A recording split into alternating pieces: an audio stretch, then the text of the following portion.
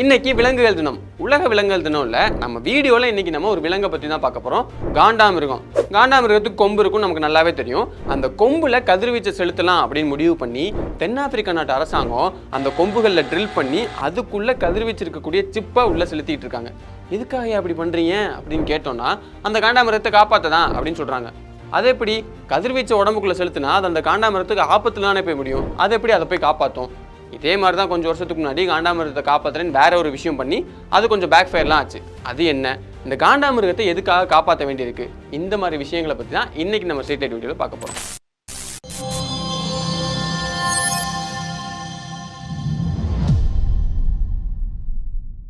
நம்ம கையில் நகம் இருக்கு இல்லையா, அதே மாதிரி தான் அந்த காண்டாமிருகத்து கொம்புகளும் அது வருஷம் முழுக்க வளர்ந்துக்கிட்டே தான் இருக்கும். இப்போது நம்ம கை நகம், நம்ம முடி, இது எல்லாமே கெரட்டின் அப்படிங்கிற ஒரு புரோட்டீனால ஆனது. அதே புரோட்டீன் தான் அந்த காண்டாமிருகத்தோட கொம்புலையும் இருக்குது. ஆனால் என்னதான் அது வெறும் கெரட்டினால் ஆனதாகவே இருந்தாலும் சைனா, வியட்நாம் இந்த மாதிரி நிறைய நாடுகளில் இது அவங்களோட நாட்டு மருந்துக்கு ஒரு முக்கியமான மருந்தாக பயன்படுத்திட்டு இருக்காங்க. எதுக்காகனா இது ஆண்மை குறைவை குறைக்கும், கேன்சர்லேருந்து குணப்படுத்தும் அப்படிங்கிற மாதிரி அவங்க சைடில் நம்பப்படுது. ஆனால் இந்த கொம்புகள் அந்த நோயெல்லாம் குணப்படுத்தும் அப்படிங்கிறதுக்கான தெளிவான ஆதாரம் எங்கேயுமே இல்லை. இருந்தாலும் இது ரொம்ப முக்கியமான மருந்து அப்படின்னு நினச்சி அவங்க தொடர்ந்து பயன்படுத்திகிட்டே இருக்காங்க. அது மட்டும் இல்லாமல் நிறைய இடங்களில் இந்த கொம்புகளை வச்சுக்கிறது, அந்த கொம்புலேருந்து செய்யக்கூடிய ஆபரணங்களை மாட்டிக்கிறது எல்லாமே ஒரு ஸ்டேட்டஸ் சிம்பிளாக பார்க்கப்படுது.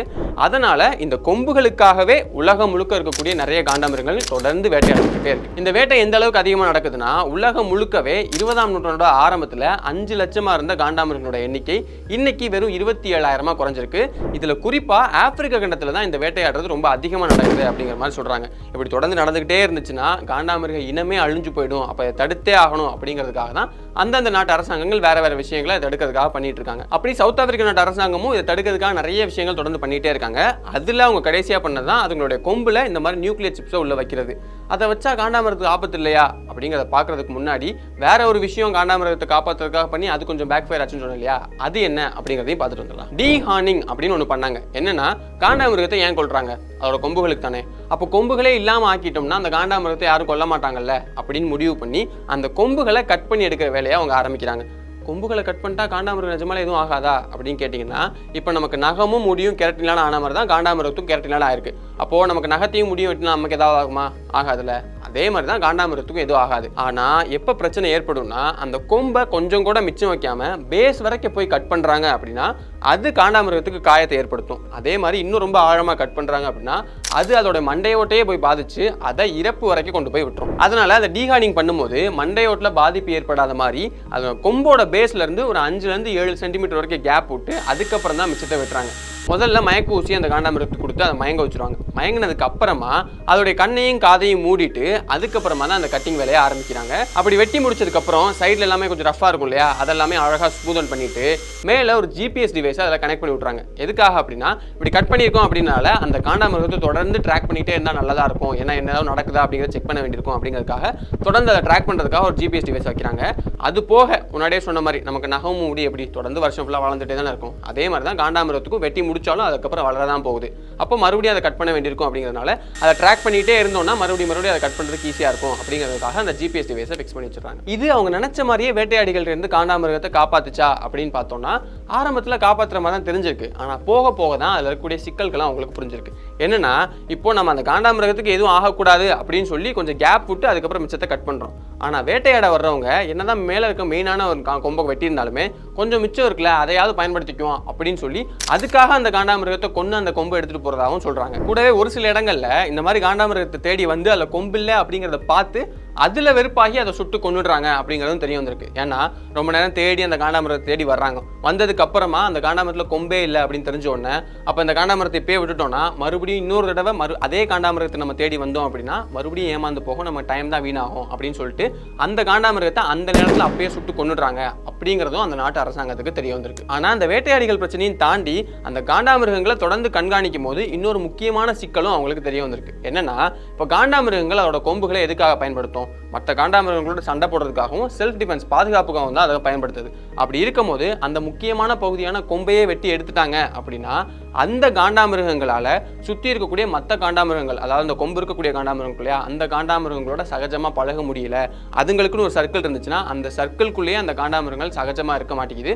மனதளவிலேயே அதுங்களுக்கு ஏதோ ஒரு சிக்கல் ஏற்படுற மாதிரி தெரியுது. அப்படிங்கிறது அவங்க இந்த ஆய்வு பண்ணும்போது, அதாவது இந்த ஜிபிஎஸ் மூலமாக ட்ராக் பண்ணாங்க இல்லையா, அப்படி பண்ணும்போது அவங்களுக்கு தெரிய வந்திருக்கு. இன்னொரு சிக்கல் என்னன்னா, அந்த கொம்பு தொடர்ந்து வளர்ந்துகிட்டே தான் இருக்க போகுது. அப்படிங்கிறப்போ ஒவ்வொரு தடவை அது வளரும் போதுமே நம்ம அதை ட்ராக் பண்ணி போய் மறுபடியும் அதை கட் பண்ணி விட்டுட்டே இருக்க வேண்டியிருக்கும். அப்போ அதனால செலவும் தொடர்ந்து அதிகமாகிட்டே தான் ஆகும். அப்போ நிறைய சிக்கல்கள் தொடர்ந்து இதில் வந்துகிட்டே இருக்கு. அப்படிங்கிறதுனால தான் அந்த நாட்டு அரசாங்கம் வேற ஏதாவது பண்ணால் நல்லா இருக்குமே அப்படின்னு சொல்லி தொடர்ந்து யோசிச்சுட்டே இருந்திருக்காங்க. அப்படி யோசிச்சோட பயனா தான் கடைசியா இந்த கதிர்வீச்சு இருக்கக்கூடிய சிப்ஸை அந்த கொம்புகளுக்குள்ள வச்சு விட்டுறலாம் அப்படிங்கிற முடிவுக்கு அவங்க வராங்க. டீஹார்னிங் பண்ணும்போது பண்ண அதே டெக்னிக் தான் அதுலயும். முதல்ல மயக்க ஊசியை கொடுத்து அந்த காண்டாமிருகத்தை மயங்க வச்சிடறாங்க. அதுக்கப்புறமா கண்ணையும் காதையும் மூடிட்டு குட்டியூண்டு ட்ரில்லாக தான் இருக்கு, அந்த ட்ரில்லை அந்த கொம்புகளுக்குள்ள போட்டு ட்ரில் பண்ணிட்டு அதுக்கு உள்ள இந்த ரேடியோ ஆக்டிவிட்டி இருக்கக்கூடிய சிப்பை செலுத்திடுறாங்க. இதனால பாதிப்பு ஏதாவது ஏற்படாதா அப்படின்னு கேட்டிங்கன்னா, ரொம்ப ரொம்ப கம்மியான அளவு கதிர்வீச்சிருக்கக்கூடிய சிப்பை தான் உள்ள வைக்கிறாங்க. அப்படிங்கிறதுனால எந்த விதமான பாதிப்பும் ஏற்படலை.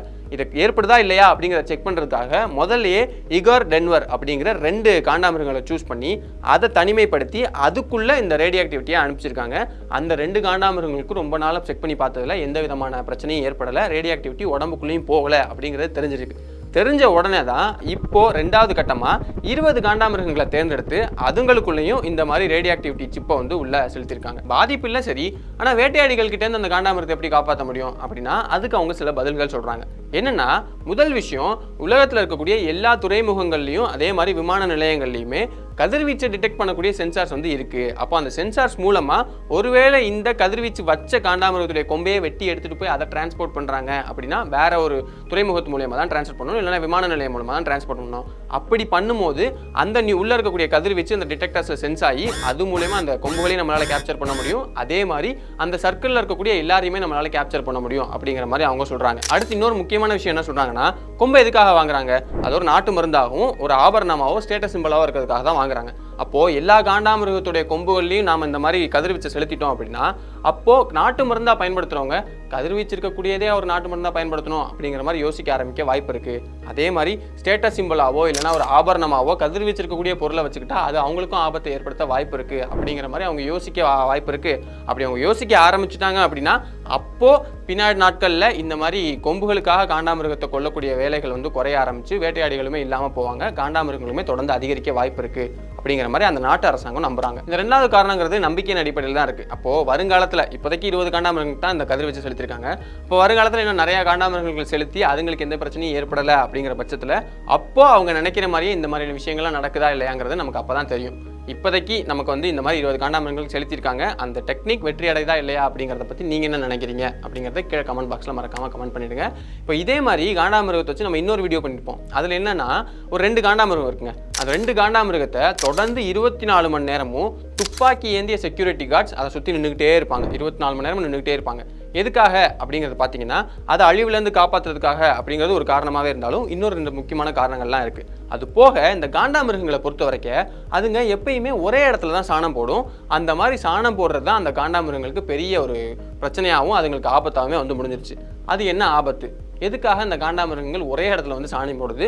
எதுக்காக இந்த மாதிரி துப்பாக்கியை அதை தொடர்ந்து பாதுகாத்துட்டே இருக்காங்க? இந்த விஷயங்களை பற்றிலாம் நம்ம ஏற்கனவே ஒரு டீட்டெயில்டு வீடியோ பண்ணியிருப்போம். அதில் காண்டாமிருகோட வகைகளை பற்றி நிறைய விஷயங்கள்லாம் நம்ம பேசியிருப்போம். அந்த வீடியோ நீங்கள் பார்க்கணும்னு நினச்சிங்கன்னா சைடில் ஒரு கார்டு தெரியும், அதை கிளிக் பண்ணி நீங்கள் பார்க்கலாம். இன்னொரு நாள் இன்னொரு வீடியோவில் சந்திக்கிறேன்.